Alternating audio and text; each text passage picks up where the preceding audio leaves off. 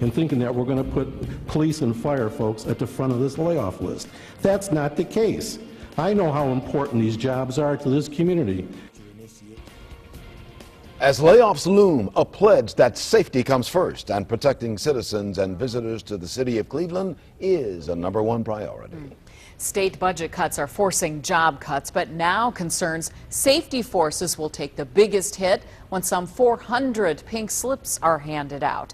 News Channel 5's Paul Kiska joins us now. Paul, are any numbers being given out yet?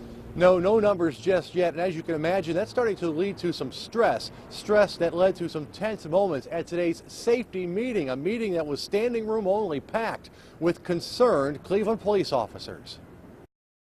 If you think that we want to lay police and fire EMS employees off, Councilman, you're totally wrong. Emotional reaction today from Cleveland Safety Director Martin Flask, who made it clear that layoffs are a direct result of state-imposed budget cuts and not something the city wants to do. Our goal right now is to limit the damage that the state-imposed reduction is causing to the citizens of this community. I take it serious. Today, Cleveland Safety Committee wanted answers. They wanted to know how many police officers and firefighters will be among the possible 400 layoffs of city workers. But Flask said exact numbers are still being worked out.